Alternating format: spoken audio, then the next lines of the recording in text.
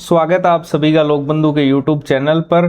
तो अपने जो SI MCQ रिवीजन सीरीज चल रही थी उसके अंदर अपने राजस्थान आर्थिक समीक्षा के 2 चैप्टर्स कंप्लीट कर चुके हैं, जिसके अंदर एक चैप्टर आंकड़ों का था, सारे आंकड़े अपने पढ़ चुके हैं, और दूसरा चैप्टर था राजस्थान बजट 2026-27, वो अपने पूरा पढ़ चुके हैं। ठीक है, अब अपने करंट अफेयर्स को पैरेलली स्टार्ट करते हैं। जनवरी से लेकर जून तक का जो करंट अफेयर्स है उसको अपने स्टार्ट कर रहे हैं। उसका जो आज अपने सेगमेंट करने वाले हैं उसके अंदर अपने बात करेंगे साइंस एंड टेक्नोलॉजी की। ठीक है, तो जनवरी से लेकर जून तक के जो करंट अफेयर्स है उसमें आज अपने साइंस एंड टेक्नोलॉजी के जो क्वेश्चंस हैं और जो एमसीक्यूज और थ्योरी है वो अपने देखने वाले हैं। और इसके अंदर मैं आपको बता दूं कि इसको अपने 3 पार्ट में करेंगे बेसिकली। ठीक है, साइंस एंड टेक आज अपने करने वाले हैं और उसको अपने 3 पार्ट में करेंगे। यहां से आपको 3 क्वेश्चन निश्चित रूप से देखने को मिलेंगे आपके एग्जाम में। ठीक है, पहला जो है पार्ट होगा वो होगा अपना अंतरिक्ष प्रौद्योगिकी का। पहला पार्ट होगा अपना अंतरिक्ष प्रौद्योगिकी का, क्योंकि यहां से एक प्रश्न निश्चित है। दूसरा पार्ट अपना होगा रक्षा प्रौद्योगिकी का, यहां से भी एक क्वेश्चन निश्चित है। और तीसरा जो अपना पार्ट होगा वो होगा अन्य प्रौद्योगिकी का। ठीक है, तो इस प्रकार 3 पार्टों के अंदर अपने साइंस एंड टेक्नोलॉजी के टोटल 30 एमसीक्यूज और कंप्लीट थ्योरी जो है वो कवर कर लेंगे जनवरी से लेकर जून तक की।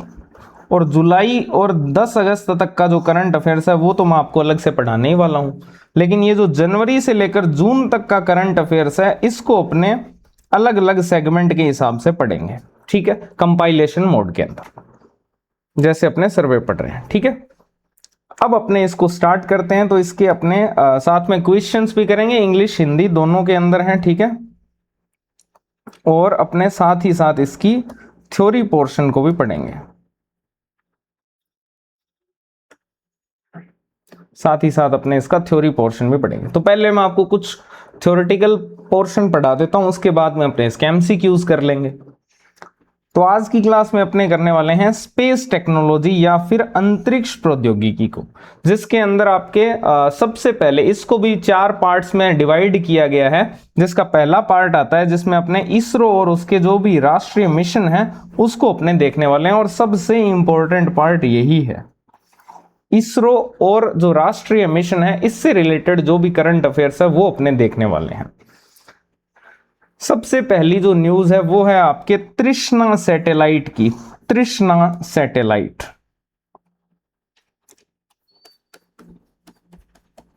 तृष्णा सैटेलाइट। अब देखो इसको याद करने का क्या तरीका है कि तृष्णा का मीनिंग होता है इच्छा, और इच्छा होती है एफिल टावर देखने की। एफिल टावर कहां पर है? पेरिस में। पेरिस कहां पे है? फ्रांस में। ठीक है, तो इसरो और जो फ्रांस की अंतरिक्ष एजेंसी है CNES, इन दोनों के द्वारा इसका निर्माण किया गया है बेसिकली। ठीक है, तो इन दोनों का ये संयुक्त मिशन है। इसरो और फ्रांस की जो अंतरिक्ष एजेंसी CNES है इनका यह संयुक्त मिशन है तृष्णा सैटेलाइट, जो कि अगले साल जो है कहां से लॉन्च होगा? भारत से लॉन्च होगा। ऐसे फैक्ट भी इंपॉर्टेंट होते हैं, आपको फैक्ट के रूप में वो दे सकता है कि पहला स्टेटमेंट तो यही है कि तृष्णा सैटेलाइट जो है वो इसरो और फ्रांस की जो अंतरिक्ष एजेंसी है उनका संयुक्त मिशन है। और दूसरा स्टेटमेंट वो ये दे सकता है कि तृष्णा सैटेलाइट अगले वर्ष जो है वो फ्रांस से लॉन्च होगा। तो आपको पता होना चाहिए कहां से लॉन्च होगा? अगले साल भारत से लॉन्च होगा, इसलिए ये बहुत ही ज्यादा इंपॉर्टेंट है। ठीक है, अब इसका काम क्या है? बेसिकली इसका काम होगा थर्मल मैपिंग करना। थर्मल मैपिंग क्या होती है? थर्मल मैपिंग का मीनिंग होता है कि जो उपग्रह या विमान होते हैं उनके अंदर थर्मल सेंसर्स लगे होते हैं, और वो जो थर्मल सेंसर्स होते हैं वो पृथ्वी की सतह का जो एग्जैक्ट तापमान होता है ना उसको माप लेते हैं, उसको बोलते हैं थर्मल मैपिंग। तो ये क्या काम करेगी? वाटर साइकिलिंग और फसलों के ऊपर जो स्ट्रेस मॉनिटरिंग है। स्ट्रेस मॉनिटरिंग का मीनिंग ये होता है कि जैसे फसलों पर जो प्रतिकूल प्रभाव डाल रहे हैं, जैसे मान लो कि कोई पौधा है उसकी सामान्य वृद्धि है, विकास है, या फिर उसकी जो पैदावार है, उनको जो नकारात्मक रूप से प्रभावित करने वाले कारक होते हैं उनका पता लगाना बेसिकली, उसको बोलते हैं अपने स्ट्रेस मॉनिटरिंग। तो एक तो काम इसका हो गया वाटर साइकिलिंग का, जल चक्रण का, और दूसरा हो गया फसलों के ऊपर स्ट्रेस मॉनिटरिंग करना। उसके लिए ये क्या करेगी, पृथ्वी की सतह की थर्मल मैपिंग करेगी, वो भी हाई रेजोल्यूशन। ठीक है, तो तृष्णा सैटेलाइट, एक तो 3 फैक्ट याद रखने हैं। एक तो इसरो और CNES जो फ्रांस की अंतरिक्ष एजेंसी है, इनका संयुक्त मिशन है। अगले साल भारत से ये लॉन्च होगा और इसका काम है वाटर साइकिलिंग और फसलों पर स्ट्रेस मॉनिटरिंग करने के लिए ये पृथ्वी की सतह की क्या करेगी, थर्मल मैपिंग करेगी। ठीक है, अब ये अगर प्रश्न अपने करें कि तृष्णा सैटेलाइट जो मिशन, ये क्या है, तृष्णा जो सैटेलाइट मिशन है, हाँ, जो तृष्णा सैटेलाइट मिशन है उसके संबंध में निम्नांकित कथनों पर विचार कीजिए। पहला स्टेटमेंट दिया हुआ है कि यह भारतीय अंतरिक्ष अनुसंधान संगठन यानी इसरो और अमेरिकी अंतरिक्ष एजेंसी नासा का एक संयुक्त मिशन है। तो ये तो बिल्कुल ही गलत हो गया, क्योंकि ये CNES जो फ्रांस की अंतरिक्ष एजेंसी है उसका है। यह फसलों पर स्ट्रेस मॉनिटरिंग और वाटर साइकिलिंग के लिए पृथ्वी की सतह की हाई रेजोल्यूशन थर्मल मैपिंग करेगा, जो कि बिल्कुल सही है। तो एक तो गलत है लेकिन 2 सही है। इसका मीनिंग कौन सा कथन सत्य पूछा है, तो सत्य इसके अंदर केवल 2 ही है। ठीक है, तो ये आपका प्रश्न हो गया और वो हो गया थ्योरी वाला पोर्शन। चलो अगली न्यूज की तरफ चलते हैं। अगली न्यूज आप सबको पता है जो गगनयान मिशन है उससे रिलेटेड है। अगली जो न्यूज है वो आपके गगनयान मिशन से है। अब गगनयान मिशन को लेकर क्या क्या अपडेट्स हैं, तो इसमें आपको मैं पहले ही बता दूं कि एक क्रू मॉड्यूल है गगनयान के अंदर। गगनयान के अंदर क्या है, एक क्रू मॉड्यूल है। क्रू मॉड्यूल, बेसिकली ये क्रू मॉड्यूल जो है वो कैप्सूल के आकार में है। कैप्सूल के आकार में है जिसमें 3 लोग बैठ सकते हैं। इसमें 3 लोग बैठ सकते हैं इसके अंदर। ठीक है, और 3 दिन की यात्रा कर सकते हैं। और यहां गगनयान मिशन आपको पता ही है पहला, है ना, तो इसके अंदर 3 लोग बैठ सकते हैं। तो बेसिकली कैप्सूल टाइप की स्ट्रक्चर है क्रू मॉड्यूल। इसके अंदर 3 लोग बैठ सकते हैं, 3 दिन की यात्रा कर सकते हैं। तो पृथ्वी से जो अंतरिक्ष में जाएंगे वो इसी के थ्रू जाएंगे, इसी क्रू मॉड्यूल के थ्रू, और अंतरिक्ष से वापस भी इसी क्रू मॉड्यूल के थ्रू आएंगे। और इसके लिए एक इसकी गति को स्थिर करने के लिए बनाया गया है ड्रॉग पैराशूट। इसकी जो गति है उसको स्थिर करने के लिए या धीमा करने के लिए बनाया गया है ड्रॉग पैराशूट। तो ये क्रू मॉड्यूल है जो कि आपके 3.7 टन का है। कितने टन का है, 3.7 टन का है क्रू मॉड्यूल। और इसमें 3 यात्री जो है 3 दिन की यात्रा कर सकते हैं। समुद्र में इसकी लैंडिंग करवाई जाएगी। अब अगर न्यूज की अपने बात करें तो न्यूज क्या है, बेसिकली गगनयान मिशन से रिलेटेड अपडेट क्या है। अपडेट ये है कि जो चालक दल है जो कि 3 सदस्यीय है, उसको 400 किलोमीटर की जो पृथ्वी की निचली कक्षा है जिसको अपने लियो बोलते हैं, है ना, उसके अंदर 3 दिनों के मिशन पर भेजने और सुरक्षित वापस लाने का लक्ष्य रखा गया है, जो मैंने आपको बताई दिया क्रू मॉड्यूल की विशेषता है। एकीकृत एयर ड्रॉप परीक्षण भी हुआ है। एकीकृत एयर ड्रॉप परीक्षण कहां पर हुआ है, जो सतीश धवन स्पेस सेंटर है श्री हरिकोटा के अंदर, उसमें इसका सेकंड जो परीक्षण है वो सफल रहा, जो कि क्रू मॉड्यूल के सुरक्षित लैंडिंग सिस्टम को वेरीफाई करता है। ठीक है ना, क्रू मॉड्यूल का जो बेसिकली एक डेमो टेस्ट था वो यहां पर सेकंड टाइम, है ना, सेकंड टाइम परीक्षित हुआ। इसके अलावा एक आपको मैंने बताया था ड्रॉग पैराशूट क्वालिफिकेशन, जो कि कहां पर, ड्रॉग पैराशूट मैंने आपको बता दिया कि जो आपका क्रू मॉड्यूल है उसकी गति को स्थिर करने के लिए या धीमा करने के लिए बनाया गया है।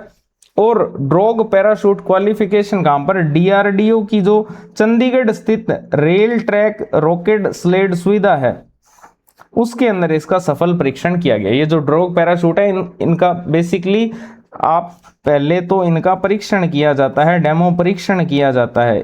ऐसे नहीं है कि बना दिया और डायरेक्ट वहीं पर यूज करेंगे स्पेस में, नहीं, पहले उसकी टेस्टिंग की जाएगी। तो वो टेस्टिंग चल रही है, उसके थ्रू जो ड्रॉग पैराशूट क्वालिफिकेशन है वो DRDO की जो चंडीगढ़ में स्थित रेल ट्रैक रॉकेट स्लेड सुविधा है वहां पर इसका सफल परीक्षण किया गया। और ये जो ड्रॉग पैराशूट क्वालिफिकेशन है ये 2 चरणों वाले ठोस ईंधन पर आधारित है और इसकी जो गति है वो 5 से 6 किलोमीटर प्रति सेकंड है। ठीक है, इसकी गति कितनी है पैराशूट की? 5 से 6 किलोमीटर प्रति सेकंड, और 2 चरणों वाले जो ठोस ईंधन है उस पर ये आधारित है। उसके बाद अगर अपने बात करें, उसके बाद अगर अपने यहां पर बात करें तो अगली न्यूज तो उससे पहले आपको गगनयान मिशन के अपडेट्स मैंने बताए। ठीक है, इस पर क्वेश्चन भी है। जैसे प्रश्न ये है कि गगनयान मिशन के संदर्भ में निम्नांकित कथनों में से कौन सा कथन सही है? इसका लक्ष्य 3 सदस्यीय चालक दल को 400 किलोमीटर की पृथ्वी की निचली कक्षा में 3 दिनों के मिशन पर भेजना है। बिल्कुल सही है।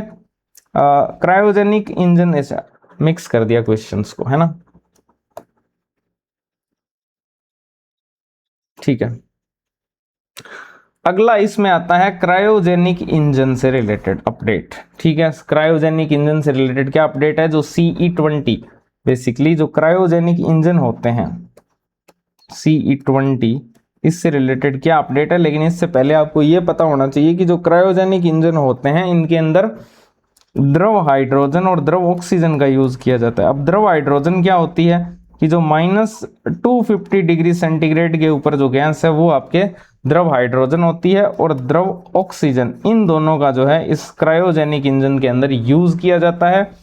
लेकिन करंट अफेयर्स क्या है इससे रिलेटेड?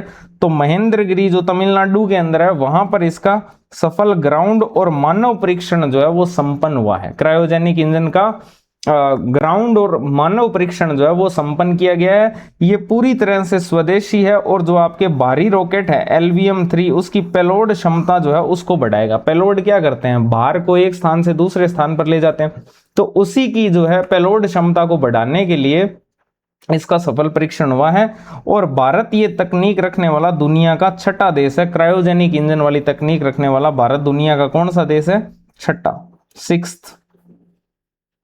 ठीक है, तो ये क्रायोजेनिक इंजन से रिलेटेड अपडेट है। महेंद्रगिरी तमिलनाडु के अंदर सफल ग्राउंड और मानव परीक्षण इसका संपन्न हुआ है, और ये पूरी तरह से स्वदेशी है, और भारत इस तकनीक को रखने वाला दुनिया का 6ठा देश है। अब अगर अपने यहां पर बात करें तो CE-20 जो है वो पूरी तरह से स्वदेशी क्रायोजेनिक इंजन है जिसका मानव परीक्षण महेंद्रगिरी तमिलनाडु में संपन्न हुआ। तो ये स्टेटमेंट भी सही है। भारत क्रायोजेनिक इंजन तकनीक रखने वाला दुनिया का 4था देश बन गया है। बिल्कुल गलत है। कौन सा देश बना है? 6ठा। ठीक है, तो सही उत्तर आपसे पूछा है तो 1 और 2 इसमें सही हो जाएंगे। ठीक है, चलो नेक्स्ट की तरफ चलते हैं। अगली जो न्यूज है आपके वो है मिशन मित्रा से रिलेटेड। मिशन मित्रा जो है वो क्या है बेसिकली? तो मिशन मित्रा जो है वो आपके इसरो और जो भारतीय वायुसेना है उसके इंस्टीट्यूट ऑफ एरोस्पेस मेडिसिन के द्वारा लद्दाख के अंदर लेह में शुरू किया गया एक एनालॉग स्पेस मिशन है। अब सबसे पहले तो 2-3 बातें हैं यहां पर। एक तो एनालॉग स्पेस मिशन क्या होता है? एनालॉग स्पेस मिशन,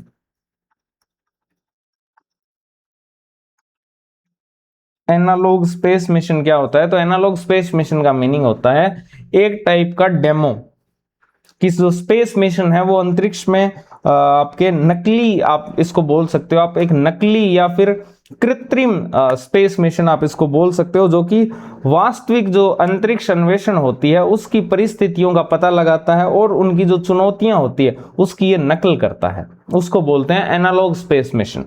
और इसी प्रकार का एक एनालॉग स्पेस मिशन जिसका नाम है मिशन मित्रा, है ना। क्या नाम है? मिशन मित्रा। कहां पर स्टार्ट हुआ है मिशन मित्रा? तो ये मिशन मित्रा स्टार्ट हुआ है लेह के अंदर। लेह के अंदर कहां पर है ये? लेह, लद्दाख में। ठीक है, लेह में स्टार्ट किया गया है। किसके द्वारा स्टार्ट किया गया है? तो एक तो इसरो है और एक आपके भारतीय जो वायुसेना है, भारतीय वायुसेना, उसका एक इंस्टीट्यूट ऑफ एरोस्पेस मेडिसिन है। ठीक है, institute of aerospace medicine, Indian air force का इंस्टीट्यूट ऑफ एरोस्पेस मेडिसिन जो है उसके द्वारा इसको स्टार्ट किया गया है। इसरो और इसके द्वारा इसको स्टार्ट किया गया है कहां पर, लेह लद्दाख के अंदर। और ये क्या है, एक एनालॉग स्पेस मिशन है। अब इसका उद्देश्य क्या है, तो उद्देश्य वही होगा फिर इसका, गगन यात्रियों की जो मानसिक मजबूती है, बेसिकली गगनयान से रिलेटेड है, तो गगन यात्रियों की मानसिक मजबूती, तनाव प्रबंधन और ग्राउंड टीमों के साथ में कोऑर्डिनेशन जो है उसका एक मूल्यांकन करना इसका उद्देश्य है। ठीक है, तो ये आपके एनालॉग स्पेस मिशन होते हैं जो कि आपके उस मिशन में जो जो चुनौतियां आने वाली है उन सब की क्या करते हैं, ये नकल करते हैं। तो किसने स्टार्ट किया है, इसरो और भारतीय वायुसेना का जो इंस्टीट्यूट ऑफ एरोस्पेस मेडिसिन है उसके द्वारा। कहां पर स्टार्ट किया गया ये इंपॉर्टेंट है, लद्दाख के अंदर, लेह में। ठीक है, अगला आप देखो, अगला है युवा वैज्ञानिक कार्यक्रम, जिसको अपने शॉर्ट में बोलते हैं युविका।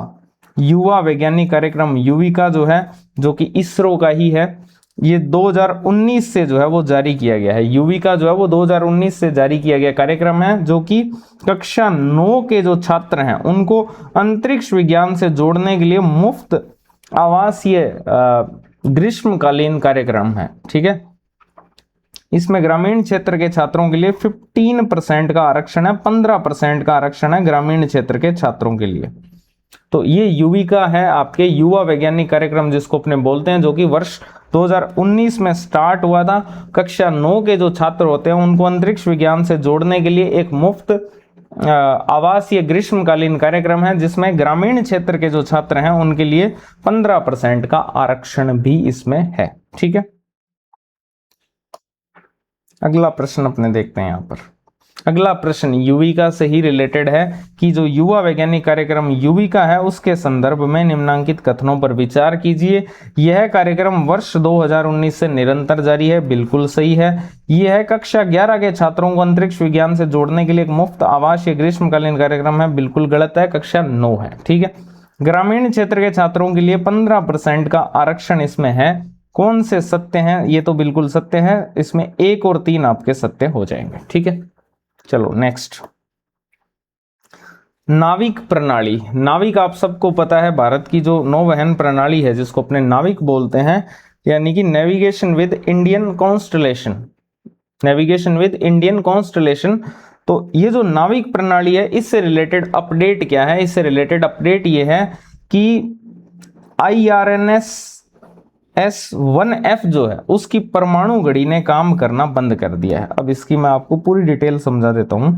तो जो लोग PDF से पढ़ने का ट्राई करते हैं आप पढ़ सकते हो, बट बहुत सारी चीजें मैं आपको ऐड करवाने वाला हूं यहां पर, तो वो ऐड जरूर कर लेना।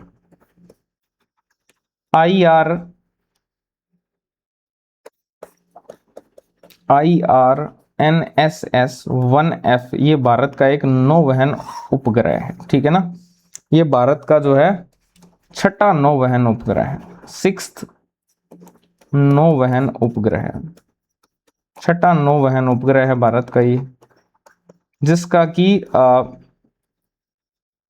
प्रक्षेपण कब हुआ था, 10 मार्च 2016 को। 10 मार्च 2016 को इसका प्रक्षेपण हुआ था। 10 वर्षों के लिए, कितने वर्षों के लिए, 10 वर्षों के लिए। और अब 2026 आ गया है, तो वर्तमान अपडेट क्या है, पहली बात तो कौन से यान से हुआ था, तो यान था PSLV C32। PSLV C32 जो यान था उसके द्वारा सतीश धवन जो स्पेस सेंटर है श्री हरिकोटा के अंदर, वहां से इसका प्रक्षेपण हुआ था 10 साल के लिए। और वर्तमान स्थिति क्या है, इसके अंदर 3 परमाणु घड़ियां थी। बेसिकली इसमें कितनी थी, 3 एटॉमिक क्लॉक्स थी, 3 परमाणु घड़ियां थी इसके अंदर। और उन परमाणु घड़ियों में से एक ने जो है वो काम करना क्या कर दिया है, बंद कर दिया है। काम करना इस कारण से विफल हो गया, काम करना इसने बंद कर दिया। ठीक है, तो ये आपके मिशन था। IRNS S1F जो है भारत का 6ठा नौवहन उपग्रह, जो कि 10 मार्च 2016 को प्रक्षेपित किया गया 10 वर्षों के लिए PSLV C32 यान के द्वारा सतीश धवन स्पेस सेंटर श्री हरिकोटा से, जिसमें 3 परमाणु घड़ियां थी। और वर्तमान में इसने एक जो परमाणु घड़ी थी उसने काम करना बंद कर दिया, जिस कारण से ये विफल हो गया। तो ये इससे रिलेटेड अपडेट थी। और इसकी अगर रेंज की बात करें तो वो 1500 किलोमीटर की इसकी रेंज थी। नेक्स्ट अगला क्या है, अगला भी इसी से रिलेटेड एक मिशन है जो कि विफल हो गया। ये दो विफल मिशन है, एक तो ये वाला और एक ये वाला जो है ना, PSLV C62 जो अभी 2026 के स्टार्टिंग में ही स्टार्ट हुआ था। तो अगला इसमें आता है PSLV C62, PSLV C62 जिसको अपने EOS N1 मिशन भी बोलते हैं, EOS N1 mission, EOS N1 mission. ये भी विफल हो गया, ये भी क्या हो गया, विफल हो गया, फेल हो गया। इस कारण से चर्चा में है। पहली बात तो ये प्रक्षेपित कब हुआ था, लॉन्च कब हुआ था, तो 12 जनवरी 2026 को ये लॉन्च हुआ था सतीश धवन स्पेस सेंटर श्री हरिकोटा से। 12 जनवरी 2026 को ये सतीश धवन स्पेस सेंटर श्री हरिकोटा से जो है वो लॉन्च किया गया था। मिशन का नाम था EOS N1 मिशन और इसका जो यान था वो था PSLV C62। ठीक है, और इस मिशन की जो विफलता थी उसका कारण क्या था, उसका कारण था कि इसका जो तीसरा चरण था उसके अंदर उपग्रह, इसको आप उपकक्षीय विसंगति भी बोल सकते हो, उपकक्षीय विसंगति। ठीक है, उपकक्षीय जो विसंगति थी उसके कारण यह विफल हुआ। तो आपसे डायरेक्ट प्रश्न पूछ सकता है किस कारण विफल हुआ, उपकक्षीय विसंगति के कारण यह विफल हुआ। तो तीसरे चरण में खराबी के कारण उपग्रह को कक्षा में स्थापित करने में विफल रहा, यानी उपकक्षीय विसंगति होगी जिस कारण से ये फेल हो गया। अब अगर यहां से रिलेटेड कुछ प्रश्न है तो वो भी देख लेते हैं। अगला रिपोर्ट से ही रिलेटेड क्वेश्चन है। इसके बाद नेक्स्ट जो है वो सबसे इंपॉर्टेंट है, वो ध्यान रखना, वो है आपके भारतीय अंतरिक्ष स्थिति जन्य जागरूकता रिपोर्ट, जिसको अपने शॉर्ट में बोलते हैं ISSAR। ये बहुत ही इंपॉर्टेंट है और इसमें जो PDF में चीजें दी हुई है उससे बहुत सारी चीजें मैं ऐड भी करवा रहा हूं आपको भी, क्योंकि ये पूछी जा सकती है। ISSAR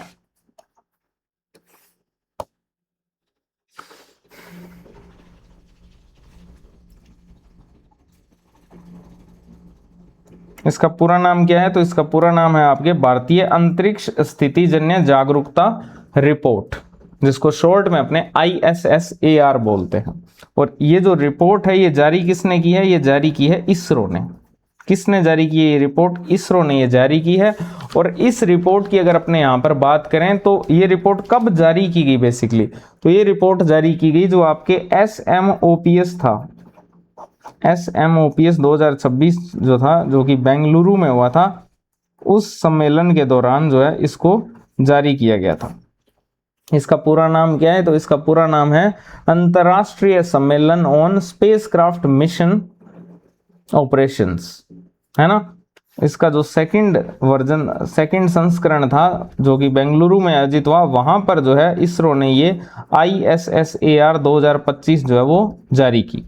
अब इस रिपोर्ट के मेन आपको प्रमुख विशेषताएं अपने को पढ़नी है। ISSAR जो रिपोर्ट है 2025, इसकी अपने को मेन जो विशेषताएं हैं वो पढ़नी है, जिसके अंदर अगर अपने सबसे पहली विशेषता की बात करें यहाँ पर, तो सबसे पहली विशेषता है कि वर्ष 2025 के अंदर, क्योंकि ये 2025 के आंकड़ों का अध्ययन करेगी, वर्ष 2025 के अंदर जो आपके सतीश धवन स्पेस सेंटर है वहां से कुल 5 प्रक्षेपण हुए। कितने प्रक्षेपण हुए, ये प्रश्न पूछे जा सकते हैं सीधे सीधे। इस रिपोर्ट से रिलेटेड मल्टी स्टेटमेंट क्वेश्चन आपसे पूछा जा सकता है। तो वर्ष 2025 के अंदर जो सतीश धवन स्पेस सेंटर है वहां से 5 जो है वो प्रक्षेपण हुए। पहला स्टेटमेंट तो ये। दूसरा फैक्ट इसमें ये है कि आपके PSLV जो C61 है वो उपकक्षीय विसंगति के कारण विफल हो गया। वो उपकक्षीय विसंगति के कारण क्या हो गया, विफल हो गया। ठीक है, फिर तीसरा इसके अंदर आता है आपके जो निसार है, जो नासा और इसरो का संयुक्त मिशन है, नासा और इसरो का निसार जो संयुक्त मिशन है वो सफल रहा। इसके अलावा एक डॉकिंग मिशन था जिसका नाम था स्पार्डेक्स डॉकिंग मिशन था, ये भी सफल रहा, ये इसमें बताया गया इस रिपोर्ट के अंदर। इसके अलावा अगर अपने बात करें तो इसमें आता है एक CAM। CAM का पूरा नाम क्या है? CAM का पूरा नाम है टकराव परिहार उपाय। टकराव परिहार उपाय,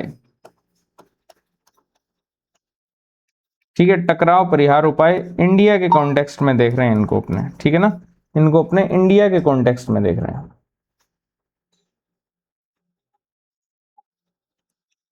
तो इसके अंदर टोटल जो है 14 मैन्यूवर जो थे, 14 मैन्यूवर जो आपके हैं वो तो कहां पर प्रक्षेपित हुए? लियो के अंदर, जो निम्न भूकक्षा है उसके अंदर हुए। ये लिख लेना साथ में उस PDF में, ठीक है। और 4 जो थे वो हुए आपके जियो में। अगर मैन्यूवर्स की बात करें तो 14 मैन्यूवर आपके लियो में और 4 जो है वो जियो में प्रक्षेपित हुए। इसके अलावा जो चंद्रयान 2 का ऑर्बिटर है, चंद्रयान 2 का जो ऑर्बिटर है, चंद्रयान 2 का जो ऑर्बिटर है उसके लिए 2 विशेष समायोजन भी हुए। चंद्रयान 2 का जो ऑर्बिटर है उसके लिए 2 विशेष जो है समायोजन भी हुए। ये सारे फैक्ट्स आपसे पूछे जा सकते हैं एक मल्टी स्टेटमेंट क्वेश्चन के रूप में। क्या क्या फैक्ट अभी तक बताए मैंने आपको? एक तो ये बताया कि वर्ष 2025 के अंदर सतीश धवन स्पेस सेंटर से 5 प्रक्षेपण हुए, ठीक है। दूसरा, PSLV C61 जो है वो उपकक्षीय जो विसंगति है उसके कारण विफल रहा। निसार सफल रहा और स्पार्डेक्स सफल रहा। इसके अलावा जो CAM है उसके अंदर भारत की क्या स्थिति है टकराव परिहार उपायों में? तो उसके अंदर ये है कि जो आपके मैन्यूवर हैं उनमें से 14 तो लियो में और 4 जो है वो जियो में प्रक्षेपित हुए। इसके अलावा चंद्रयान 2 जो है उसके ऑर्बिटर के लिए 2 विशेष समायोजन भी हुए।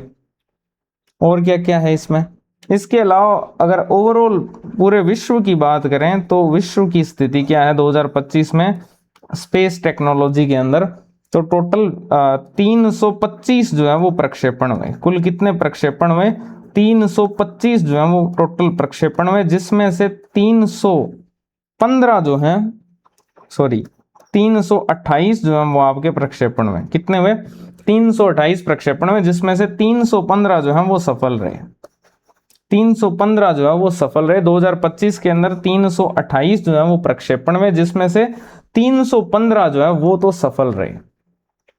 इसके अलावा कितने ऐसे परिचालन उपग्रह छोड़े गए? तो 4198 आपके परिचालन उपग्रह जो है वो छोड़े गए,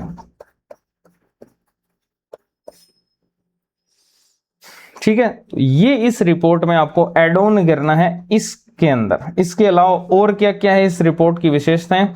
तो इसमें बताया गया है कि वर्ष 2025 के अंत तक भारत के कुल 144 अंतरिक्ष यान प्रक्षेपित हो चुके हैं। टोटल कितने अंतरिक्ष यान भारत प्रक्षेपित कर चुका है? 144 वर्ष 2025 में। और टोटल स्पेस में कितने हुए हैं? 328 प्रक्षेपित हुए हैं, जिसमें से भारत के कितने हो रखे हैं? 144। अगर आपसे पूछ ले कि भारत का 100वां प्रक्षेपण कौन सा था? भारत का 100वां प्रक्षेपण था आपके GSLV F-15 NVS-02। GSLV F-15 NVS-2 जो मिशन था अपना GSLV का, GSLV F-15, ये भारत का 100वां प्रक्षेपण था, ध्यान रखना, अंतरिक्ष में NVS-02, ठीक है। NVS-02 मिशन और GSLV F-15 यान के थ्रू भारत का जो है वो 100वां प्रक्षेपण हुआ।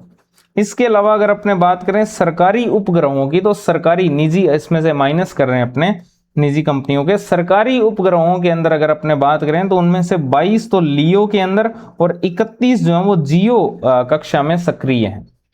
इसके अलावा जो स्पार्डेक्स मिशन है और जो ग्रुप कैप्टन शुभांशु शुक्ला हैं उनके द्वारा एक्सियोम 4 जो मिशन है उसका नेतृत्व जो है मुख्य मील के पत्थर रहे। ये भी इसमें बताया गया है इस रिपोर्ट के अंदर कि जो स्पार्डेक्स मिशन है और ग्रुप कैप्टन जो शुभांशु शुक्ला है उन्होंने एक मिशन का नेतृत्व किया था जिसका नाम था एक्सियोम 4 मिशन। वो इसमें मील के पत्थर रहे भारतीय अंतरिक्ष प्रौद्योगिकी में। भविष्य के अंदर क्या लक्ष्य रखे गए हैं? तो भविष्य में लक्ष्य रखे गए हैं जो आपके विकसित भारत 2047 का संकल्प है, उसके तहत वर्ष 2035 तक पहला स्वदेशी भारतीय अंतरिक्ष स्टेशन जो है वो स्थापित करना। ये 2047 जो विकसित भारत का लक्ष्य है उसके तहत वर्ष 2035 तक पहला स्वदेशी भारतीय अंतरिक्ष स्टेशन जो है वो स्थापित करना लक्ष्य है। दूसरा है 2040 तक चंद्रमा के ऊपर मानव युक्त मिशन भेजना। जैसे गगनयान जो है वो अंतरिक्ष के अंदर मानव युक्त है, उसी प्रकार से चंद्रमा के ऊपर पहला जो मानव युक्त मिशन है वो कब तक भेजना है अपने को, 2040 तक। ये इसमें लक्ष्य रखे गए हैं। ठीक है, ये सारे आपके राष्ट्रीय मिशन से रिलेटेड बातें थी। अब इससे रिलेटेड एक क्वेश्चन कर लेते हैं जो कि है भारतीय अंतरिक्ष स्थिति जन्य जागरूकता रिपोर्ट 2025 के अनुसार निम्न में से कौन से कथन जो है वो सही है। वर्ष 2025 के अंत तक भारत के कुल 144 अंतरिक्ष यान प्रक्षेपित हो चुके हैं, बिल्कुल सही है। विश्व में 328 सक्रिय सरकारी उपग्रहों में से 31 उपग्रह जो हैं वो लियो के अंदर और 22 जो है वो जियो के अंदर सक्रिय हैं, ये भी बिल्कुल सही है। कौन से कथन सत्य हैं, तो इसके दोनों ही कथन जो है वो आपके क्या हो जाएंगे, सत्य हो जाएंगे। उल्टा कर दिया क्या, हाँ ये उल्टा कर दिया इसने। इसमें 22 उपग्रह तो लियो के अंदर है और 31 जो है वो जियो में है, तो इसका आंसर ये सेकंड जो है वैसे ही गलत हो जाएगा, तो इसका 1 हो जाएगा आंसर। ठीक है,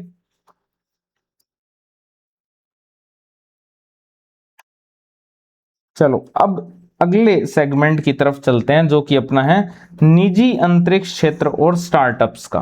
ठीक है, वो तो अपने राष्ट्रीय मिशन देखे, अब अपने को देखने हैं जो निजी अंतरिक्ष क्षेत्र है, निजी कंपनियां हैं उनके मिशंस को और कुछ स्टार्टअप्स के मिशन को। तो इसके अंदर सबसे पहला आता है आपके मिशन दृष्टि। मिशन दृष्टि जो कि आपके गैलेक्सी आई का मिशन है बेसिकली। ठीक है, मिशन दृष्टि जो है वो गैलेक्सी आई जो कंपनी है उसका एक बेंगलुरु का जो स्पेस टेक स्टार्टअप है गैलेक्सी आई, उसके द्वारा विकसित भारत का सबसे बड़ा जो है निजी अर्थ और ऑब्जर्वेशन सैटेलाइट है जिसका नाम है मिशन दृष्टि। बहुत ही इंपॉर्टेंट है ये, क्योंकि ये मई के अंदर ही हुआ है। ठीक है, गैलेक्सी आई का जो मिशन दृष्टि है बेंगलुरु का एक स्पेस टेक स्टार्टअप है जिसका नाम गैलेक्सी आई है, उसने इसको विकसित किया है मिशन दृष्टि को। और ये भारत का जो है वो सबसे बड़ा निजी अर्थ ऑब्जर्वेशन सैटेलाइट है। अर्थ ऑब्जर्वेशन सैटेलाइट EOS जिसको अपने बोलते हैं, निजी सबसे बड़ा निजी जो है यानी कि प्राइवेट सेक्टर के अंदर अर्थ ऑब्जर्वेशन सैटेलाइट है जिसका नाम है मिशन दृष्टि। कितने किलो का है, वो लगभग 190 किलो का है, ध्यान रखना। और इसका जो प्रक्षेपण है वो कहां से हुआ है, कब हुआ है, तो इसका प्रक्षेपण हुआ है 3 मई 2026 को। कब हुआ है, 3 मई 2026 को। किसके द्वारा, स्पेस एक्स का जो फाल्कन 9 रॉकेट है उसके द्वारा इसका प्रक्षेपण हुआ है। कहां से, कैलिफोर्निया से। कहां से हुआ है, कैलिफोर्निया से इसका प्रक्षेपण हुआ है। और ये दुनिया का पहला जो है ऑप्टोसार सैटेलाइट है। ऑप्टोसार का मीनिंग हो गया जिसमें ऑप्टिकल और सिंथेटिक अपर्चर रडार सेंसर जो है वो दोनों हो। ठीक है, ऑप्टिकल भी है और सिंथेटिक अपर्चर रडार सेंसर भी इसमें लगे हुए हैं, उन दोनों का ये संयोजन है। दुनिया का पहला ऐसा सैटेलाइट है जिसमें ये दोनों एक साथ हैं, ऑप्टोसार सैटेलाइट। ये है आपका मिशन दृष्टि, बहुत ही ज्यादा इंपॉर्टेंट है दृष्टि, मिशन दृष्टि जो कि बेंगलुरु का एक स्पेस टेक स्टार्टअप है गैलेक्सी आई, उसके द्वारा इसको विकसित किया गया है। और ये भारत का सबसे बड़ा निजी अर्थ ऑब्जर्वेशन सैटेलाइट है जो कि लगभग 190 किलो का है। ठीक है, 3 मई 2026 को जो आपके स्पेस एक्स कंपनी है उसके फाल्कन 9 जो रॉकेट है उसके द्वारा कैलिफोर्निया के अंदर इसका सफल प्रक्षेपण किया गया। और ये दुनिया का पहला ऑप्टोसार सैटेलाइट है। ऑप्टोसार का मीनिंग होता है ऑप्टिकल और सिंथेटिक अपर्चर रडार सेंसर जो है उनका संयोजन है। ठीक है, अब अगर अपने प्रश्न को देखें तो गैलेक्सी आई स्टार्टअप के द्वारा विकसित मिशन दृष्टि के संदर्भ में निम्नांकित कथनों पर विचार कीजिए। पहला है, यह भारत का सबसे बड़ा निजी अर्थ ऑब्जर्वेशन सैटेलाइट है जिसका वजन लगभग 190 किलो है, बिल्कुल सही है। दूसरा है कि इसे स्पेस एक्स के फाल्कन 9 रॉकेट के द्वारा कैलिफोर्निया से प्रक्षेपित किया गया है, यह भी सही है। तीसरा है, यह दुनिया का पहला ऑप्टोसार सैटेलाइट है जो कि ऑप्टिकल और सिंथेटिक अपर्चर रडार का संयोजन है, ये भी बिल्कुल सही है। कौन से कथन सही है? तो तीनों ही इसमें सही हो जाएंगे, ठीक है। इसके बाद अपने चलते हैं अंतरिक्ष वेंचर कैपिटल फंड। अंतरिक्ष वेंचर जो कैपिटल फंड है, ये भारत का पहला समर्पित 1005 करोड़ का श्रेणी 2 वैकल्पिक निवेश फंड है। बेसिकली कितने, इस फंड की अगर बात करें तो कितने का है? 1005 करोड़ का है, ठीक है। इन स्पेस के द्वारा इसको समर्थन प्राप्त है और सिडबी जो है इसका प्रबंधन कर रही है। जो आपके अंतरिक्ष वेंचर कैपिटल फंड है, इसका समर्थन कौन कर रही है? तो ऑटोनोमस बॉडी अंतरिक्ष विभाग के अधीन जिसका नाम है इन स्पेस, वो इसको समर्थन कर रही है। और प्रबंधन कौन कर रहा है इसका? सिडबी। और ये क्या करेगा? शुरुआती चरण के जो स्पेस स्टार्टअप्स हैं, जो कि TRL यानी टेक रेडीनेस लेवल जो 4 है या उससे ऊपर का है, उसको ये वित्तीय सहायता प्रदान करेगा। उनको क्या करेगा? वित्तीय सहायता प्रदान करेगा, उनको पैसा देगा बेसिकली, जो स्टार्टअप्स हैं। तो ये आपके अंतरिक्ष वेंचर कैपिटल फंड है। 1005 करोड़ रुपए का भारत का पहला समर्पित जो है श्रेणी 2 वैकल्पिक निवेश फंड है बेसिकली ये, जो कि आपके इन स्पेस के द्वारा समर्थित है और सिडबी के द्वारा प्रबंधित है। इसके बाद आगे चलते हैं विकोसैट 1। विकोसैट 1 क्या है? विकोसैट 1 क्या है? तो विकोसैट 1 एक छोटा पेलोड है बेसिकली, जो कि तमिलनाडु के शिवगंगा जिले के कक्षा 11 के छात्रों के द्वारा निर्मित किया गया है। और कितने का है? 600 ग्राम का ही है मात्र, ठीक है।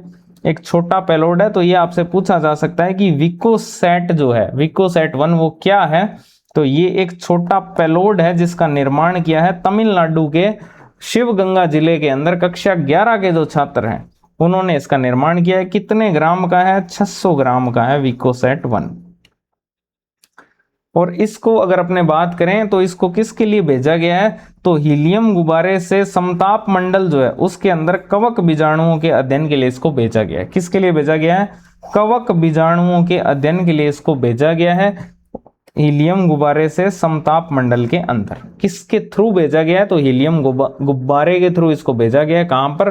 समताप मंडल के अंदर, जो कि 22 किलोमीटर की ऊंचाई पर स्थित है, ठीक है। वहां पर क्या अध्ययन करेगा? कवक बीजाणुओं का। तो ये आपके है विकोसैट 1।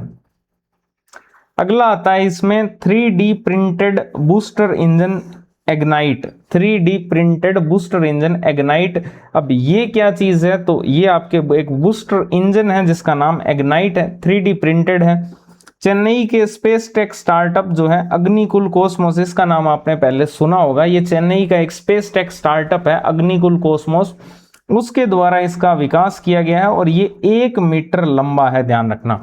3D प्रिंटेड बूस्टर इंजन एग्नाइट जो है ये 1 मीटर लंबा है और चेन्नई का एक स्पेस टेक स्टार्टअप है जिसका नाम है अग्निकुल कॉस्मोस, उसने इसको विकसित किया है। अब ये किस चीज से निर्मित है? तो ये निर्मित है आपके निकेल सुपर एलॉय से, ठीक है। निकेल जो सुपर एलॉय है उससे तो ये निर्मित है। और इलेक्ट्रिक मोटर चालित जो पंप होते हैं उनसे टेस्ट होने वाला ये पहला इंजन है। बेसिकली आपको इतना याद रखना है कि एक तो इसका निर्माण किस वस्तु से है? तो निकेल सुपर एलॉय जो है उससे ये निर्मित है। और ये चेन्नई का जो space tech startup Agnikul Cosmos है उसके द्वारा विकसित है। नाम है आपके एग्नाइट 3D प्रिंटेड बूस्टर इंजन है, जो कि 1 मीटर लंबा है। इसके बाद अगला आता है इसमें आकाशा 300 3D प्रिंटर। आकाशा 300 है ना, आकाशा 300 जो आपके 3D प्रिंटर है, ये केरल के startup space time 4D printing solution जो है उसके द्वारा विकसित है, ठीक है। केरल का एक स्टार्टअप है। एक तो आपने बेंगलुरु का स्टार्टअप देखा था सबसे पहले, गैलेक्सी आई, जिसने किसका विकास किया है? मिशन दृष्टि का, ठीक है। उसके बाद आपने चेन्नई का स्टार्टअप देखा अग्निकुल कॉस्मोस, जिसने आपके 3D प्रिंटेड बूस्टर इंजन बनाया है एग्नाइट। उसी प्रकार से केरल का स्टार्टअप है जिसका नाम है space time 4D printing solution, उसने विकास किया है आपके आकाशा 300 का।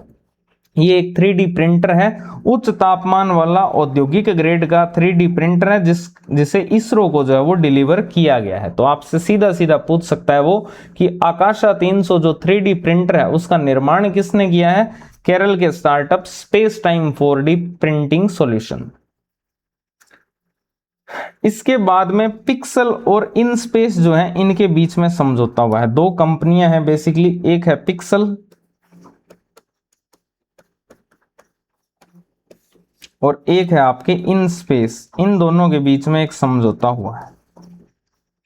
पिक्सल जो कंपनी है आपके वो इंडिया और यूएस की कंपनी है, ठीक है, इंडिया और यूएस की कंपनी है पिक्सल। और इनस्पेस जो है वो आपके भारत की ही है और ये अंतरिक्ष विभाग जो है उसके अधीन एक ऑटोनोमस स्वायत्त निकाय है, ऑटोनोमस बॉडी है, स्वायत्त निकाय है इनस्पेस, ठीक है। इन दोनों के बीच में समझौता हुआ है और वो जो समझौता हुआ है, अच्छा आपको ये भी बता दूं, जो इनस्पेस है इसका हेडक्वार्टर कहां पर है? इसका हेडक्वार्टर है भोपाल के अंदर, भोपाल नहीं भोपाल के अंदर। भोपाल कहां पर है? अहमदाबाद में।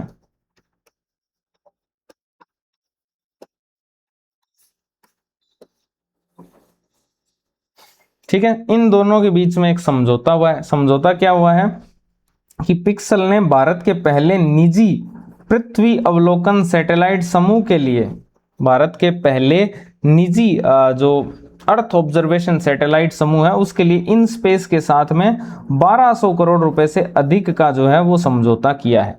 तो आपसे ये प्रश्न जरूर पूछ सकता है वो, इसको कैसे पूछ सकता है? इसको ऐसे पूछ सकता है, भारत के पहले, हाल ही में भारत के पहले निजी पृथ्वी अवलोकन सैटेलाइट समूह के लिए किन दो कंपनियों के बीच में समझौता हुआ है? तो पिक्सल और इनस्पेस के बीच में हुआ है, 1200 करोड़ रुपए से भी अधिक का समझौता हुआ है, ठीक है। इसके अलावा पाल्म नारो क्या है? पाल्म नारो जो है वो आपके सानंद गुजरात के अंदर एक जगह है, वहां पर स्थापित भारत की पहली निजी उपग्रह निर्माण सुविधा है, ठीक है, जो कि अजिस्टा स्पेस का संयुक्त उद्यम भी है। अजिस्टा स्पेस जो कंपनी है उसका एक जॉइंट वेंचर है पाल्मो नारो, ठीक है। कहां पर है? सानंद गुजरात के अंदर भारत की पहली निजी उपग्रह निर्माण सुविधा है। तो ये निजी उपग्रह से रिलेटेड बातें कर रहे हैं अपने सेकंड सेगमेंट के थ्रू। इसके बाद इन स्पेस की अगर अन्य सेवाओं की बात करें इसमें, तो निजी कंपनियों के लिए सैटेलाइट बस एज ए सर्विस, जिसको SBAS बोलते हैं, और ग्राउंड स्टेशन एज सर्विस, जिसको अपने GSAAS बोलते हैं, इसकी शुरुआत की गई है। इन दो की शुरुआत की गई है इन स्पेस के द्वारा। एक तो निजी कंपनियों के लिए बेसिकली, एक तो SBAS और एक GSAS। पूरा नाम क्या है? सैटेलाइट बस एज ए सर्विस, और इसका पूरा नाम है ground station as a service. इनकी शुरुआत की गई है इन स्पेस के द्वारा। प्रश्नों की तरफ अगर अपने चले तो इसमें हाँ ये रहा, भारत के अंतरिक्ष वेंचर कैपिटल फंड के संबंध में निम्नांकित कथनों पर विचार कीजिए।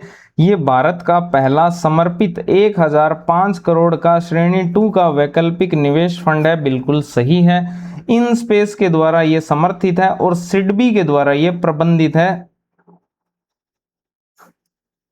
शुरुआती चरण के उन स्पेस स्टार्टअप को वित्तीय सहायता देगा जो आपके TRL4 या उससे ऊपर के हैं। तो कौन से कथन सही है? तो तीनों ही इसमें सही हो जाएंगे। अगला जो है वो नासा के आर्टेमिस मिशन से रिलेटेड है, जो अब तक अपने पढ़ा नहीं है, ठीक है।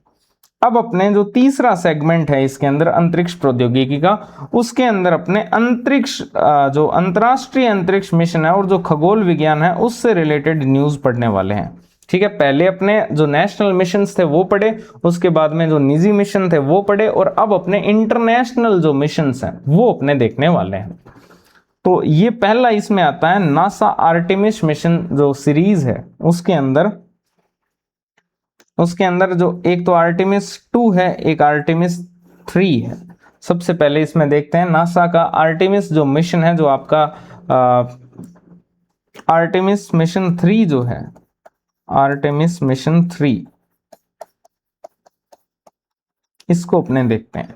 आर्टेमिस मिशन जो 3 है वो वर्ष 2026 के अंत तक पहली बार चंद्रमा के दक्षिण ध्रुव के ऊपर यात्रियों को उतारने का इसमें लक्ष्य रखा गया है। चंद्रमा का जो दक्षिण ध्रुव है वहां पर यात्रियों को उतारने का इसमें लक्ष्य रखा गया वर्ष 2026 के अंत तक। अपना मिशन कब तक का था? 2040 का था अपना, कि हम 2040 के अंदर पहला चंद्रमा के ऊपर मिशन भेजेंगे, ठीक है, मानव युक्त। यहां पर जो है आपके 2026 के अंत तक ही है नासा का।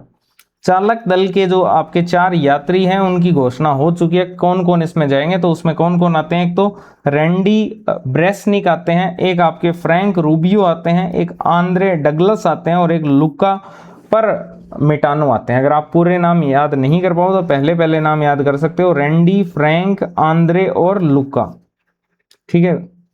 तो इनकी ये 4 लोग जाएंगे यहां पर चंद्रमा के दक्षिण ध्रुव के ऊपर।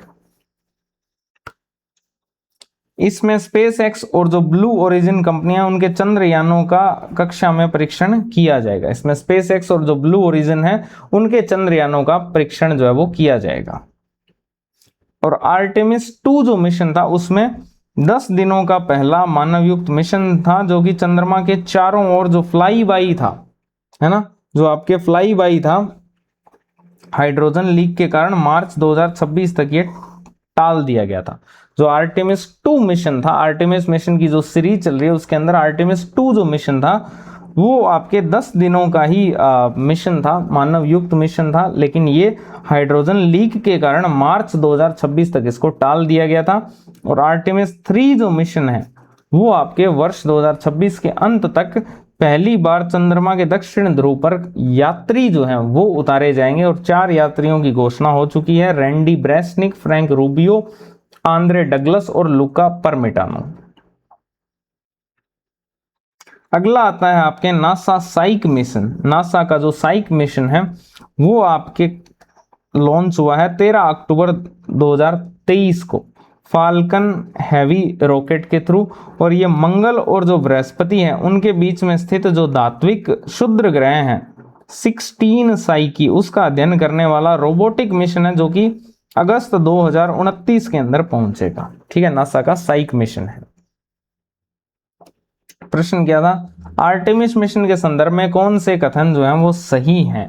पहला है आर्टेमिस 3 मिशन का जो लक्ष्य है वो 2026 के अंत तक पहली बार चंद्रमा के दक्षिण ध्रुव पर यात्रियों को उतारना है, बिल्कुल सही है।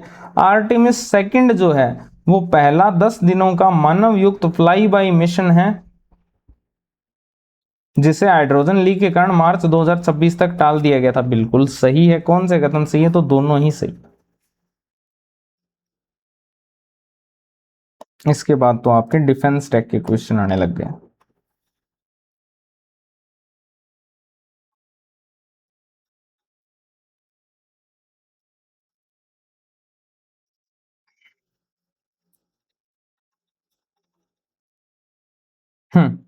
ये पहले अपने पढ़ चुके हैं। जनवरी 2026 में लॉन्च किया गया कौन सा इसरो का मिशन तीसरे चरण में खराबी के कारण उपग्रह को कक्षा में स्थापित करने में विफल रहा, ठीक है। ये आप कमेंट सेक्शन में इसका आंसर लिखोगे, कौन सा मिशन था जो उपग्रहीय खराबी के कारण जो विफल हुआ। क्या ये GSLV F-15 था, या फिर PSLV C-62 था, या PSLV C-60 था, या LVM 3M4 था।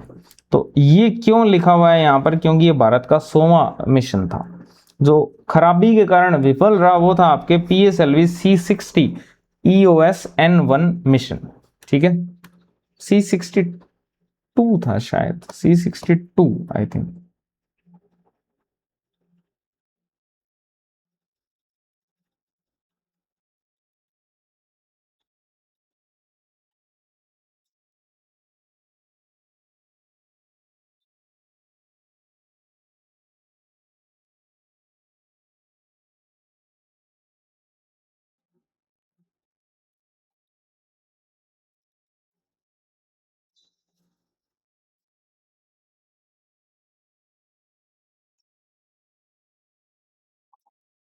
C-62, सॉरी मेरी ये तबीयत बहुत ज्यादा खराब है, लेकिन इसका आंसर जो है वो PSLV C-62 ही है,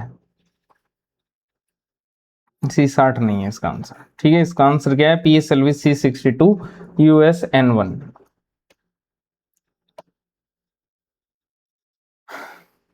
चलो इसके बाद अगर अपने बात करें यहां पर,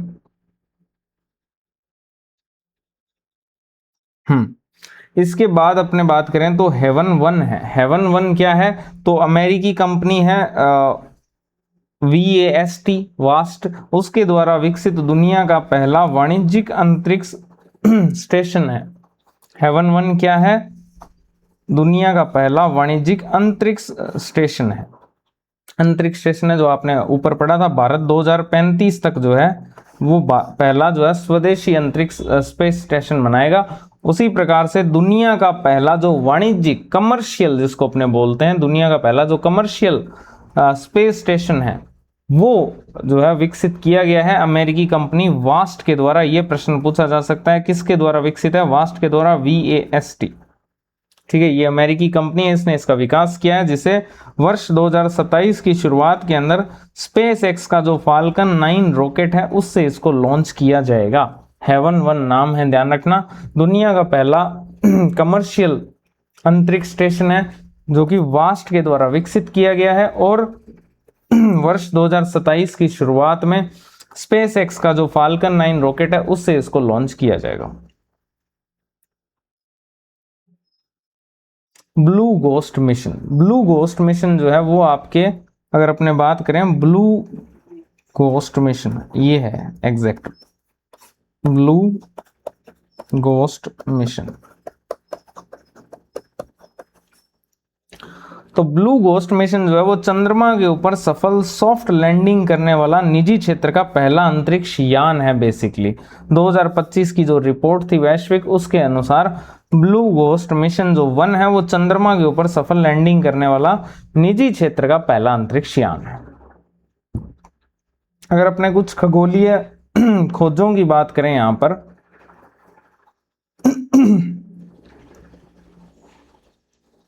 क्या क्या चीजों की खोज हुई है, तो इसमें सबसे पहले तो सबसे कम कक्षीय अवधि वाली बाइनरी प्रणाली जो है उसकी खोज की गई है। सबसे कम कक्षीय अवधि वाली बाइनरी प्रणाली। अब आपको बाइनरी प्रणाली अगर नहीं पता है तो वो मैं आपको बता देता हूं।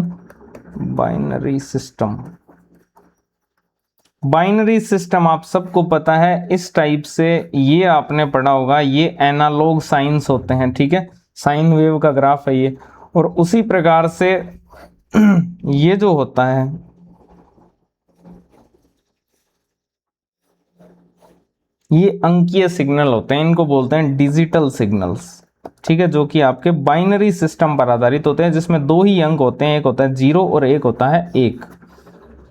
ये आपके बाइनरी प्रणाली प्रचलित है। लेकिन अभी जो है सबसे कम कक्षीय अवधि वाली बाइनरी प्रणाली जो है उसका पता लगाया गया है, और इस के अंदर जैसे यहां पर 2 ही लेटर है ना, 0 और 1, इसके अंदर आपके जो ब्राउन ड्वार्फ है वो मेन इसके अंग है। ब्राउन ड्वार्फ, ड्वार्फ का मीनिंग ही बोना होता है। ठीक है ना, तो ब्राउन ड्वार्फ जो है वो आपके इसमें 2 मेन है, एक तो 229BA और एक आपके है 229BB। इनकी खोज की गई, ये ब्राउन ड्वार्फ है। ठीक है, और ये इस बाइनरी सिस्टम के अंदर अंक रहेंगे।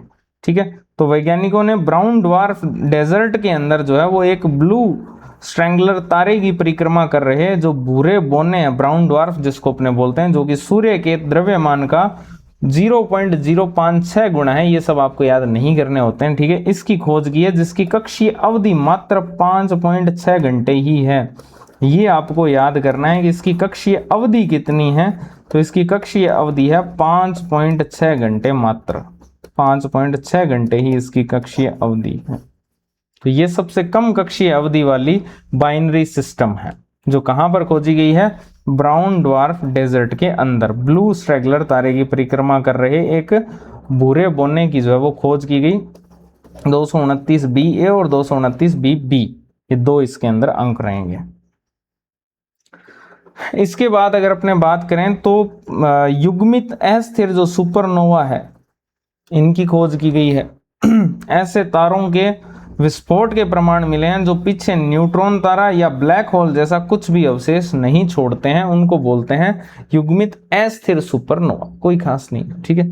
नासा, ये वैसे भी सेगमेंट इतना कोई विशेष नहीं होता, बस इसमें जो मेन चीज है एक तो ये है, ठीक है। नासा क्यूरियोसिटी रोवर, मंगल का जो गेल क्रेटर है उसके अंदर जीवन के निर्माण खंड माने जाने वाले अभूतपूर्व जैविक अणुओं का पता लगाया गया है, तो कोई खास नहीं है। वेला सुपर क्लस्टर पृथ्वी से 800 मिलियन प्रकाश वर्ष दूर जोन ऑफ अवॉइडेंस में स्थित कम से कम 20 गैलेक्सी क्लस्टर का एक संग्रह है, जो कि लानिया के या सुपर क्लस्टर से भी विशाल है। इसकी भी खोज हुई है। क्लाउड 9 गैसीय बादल, जो आपके क्लाउड 9 गैसीय बादल होते हैं वो हब्बल टेलीस्कोप के द्वारा मेसियर 94 आकाशगंगा के पास में खोजा गया एक तारा विहीन डार्क मैटर प्रधान गैसीय बादल, जिसको अपने रेलिक बोलते हैं, रेलिक है, जो कि प्रारंभिक ब्रह्मांड का अवशेष है।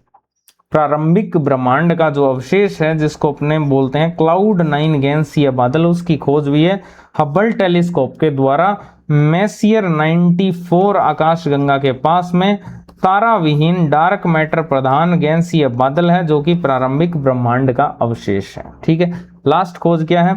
कोस्मोस्काईमेड। कोस्मोस्काईमेड क्या है? तो इटली का पृथ्वी अवलोकन उपग्रह है, जिसका सेकंड जनरेशन मॉडल जो है वो स्पेस एक्स के द्वारा लॉन्च किया गया है। ठीक है, कोस्मोस्काईमेड जो है वो इटली का आपके अर्थ ऑब्जर्वेशन सैटेलाइट है, जिसका सेकंड जनरेशन मॉडल जो है वो स्पेस एक्स के द्वारा लॉन्च किया गया है। ठीक है, ये आपकी अंतरिक्ष प्रौद्योगिकी थी। अब बचे हुए प्रश्न भी यहां पर कर लेते हैं अपने। अमेरिकी कंपनी वास्ट के द्वारा विकसित किए जा रहे दुनिया के पहले वाणिज्यिक अंतरिक्ष स्टेशन का नाम क्या है, जिसको कि 2027 के अंदर लॉन्च किया जाएगा? उसका नाम है हेवन 1। ठीक है, ये आपके अंतरिक्ष प्रौद्योगिकी से रिलेटेड प्रश्न थे। अब अगली क्लास, हाँ ये रहा, हबल टेलीस्कोप के द्वारा मेसियर 94 आकाशगंगा के पास खोजे गए तारा विहीन डार्क मैटर प्रधान गैसीय बादल का नाम क्या रखा गया है? उसका नाम है क्लाउड 9। चीमा बाई का एक सॉन्ग भी है जिसका नाम क्लाउड 9 ही है।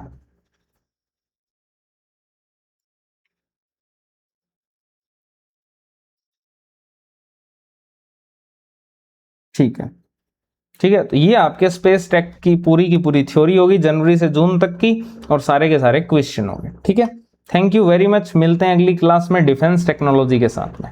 और चैनल पर अगर नए हो तो चैनल को सब्सक्राइब कर लेना अगली क्लास के लिए। Thank you.